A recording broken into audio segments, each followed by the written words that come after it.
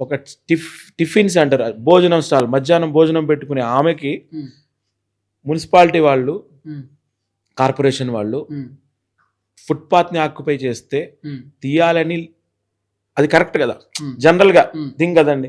ఫుట్పాత్ని occupy చేస్తే దానికి నువ్వు సీఎం లెవెల్లో మాట్లాడి, సీఎం లెవెల్లో లేదు లేదు మనం ప్రజల్ని ఇబ్బంది పెట్టకూడదు అన్నావు కదా. అప్పుడు ఎంత మానవత్వంతో ఆలోచించావో, ఇప్పుడు నీకు ఆ మానవత్వం ఏమైంది? 450 ఫ్యామిలీస్కి వచ్చేటప్పటికి నువ్వు ఏమైపోయింది అంటే దీంట్లో ఏమైనా హిడెన్ ఎజెండా ఉందా? అంతే కదా. అప్పుడు అంత మానవత్వం చూపించిన వ్యక్తి ఒక మనిషి కోసము 450 ఫ్యామిలీస్ కోసం ఎంత చేయాలి? దాదాపు 2000 మంది ఉంటారు కదా. 2000 అప్రాక్సిమేట్గా 2000 ఉంటారండి, ఈజీగా ఉంటారు. 2000 ఫ్యామిలీస్.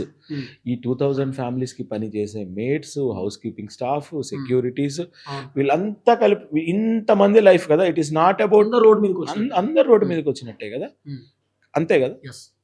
ఇది ఏంటిది అరాచకం? So thank you so much sir. ఇంకేమైనా మాట్లాడాలనుకుంటే చెప్పండి గవర్నమెంట్కి అట్లీస్ట్, ఎందుకంటే మాక్సిమం నా ఛానల్ అయితే చూస్తాను. వీఆర్ రిక్వెస్టింగ్ ద గవర్నమెంట్ అండి, వీఆర్ రిక్వెస్టింగ్ ద గవర్నమెంట్. మీరు ప్రజాప్రభుత్వం అని చిన్న చిన్న వాటికి ఎంత అర్థం చేసుకొని రియాక్ట్ అయ్యారో, this is a big issue. 450 families యొక్క ఇష్యూ. ఒక చిన్న ఇష్యూకే మీరు అంత రియాక్ట్ అయ్యారు కదా, ఒక పర్సన్ దానికే. 450 ఫ్యామిలీస్ ఇష్యూని ప్లీజ్ సీరియస్గా తీసుకోండి, మా బాధను అర్థం చేసుకోండి. మీరు గాంధీ స్టాట్యూ కట్టుకోండి, మూసీని బాగు చేసుకోండి, మమ్మల్ని ఇబ్బంది పెట్టకుండా మీరు చేసుకోండి. మీకు కావాలంటే డెవలప్మెంట్కి మీరు అడ్డుపడతలేరు కానీ మీరు ఇబ్బంది పడవద్దు అంతే. అసలు డెవలప్మెంట్కి మేము అడ్డుపడట్లేదు.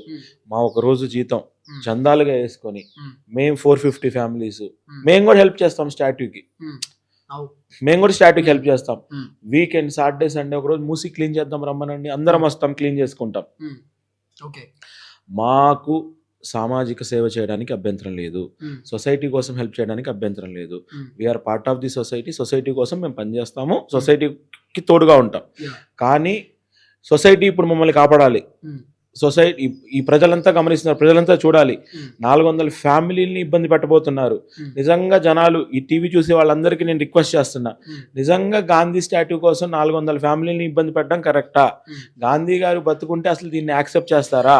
గాంధీ గారికి 400 ఫ్యామిలీని ఇబ్బంది పెట్టి ఇల్లు ఆయన స్టాట్యూ కట్టుకోవాలని ఉండిద్దా? ప్రజలారా, వీఆర్ రిక్వెస్టింగ్ యూ, మీరైనా అర్థం చేసుకోండి. గవర్నమెంటే మా మీద కక్ష పట్టింది, మీరైనా అర్థం చేసుకొని మా వాయిస్ని వినిపించి మీరు కూడా హెల్ప్ చేయండి మా పోరాటానికి అని I'm requesting the every one in India.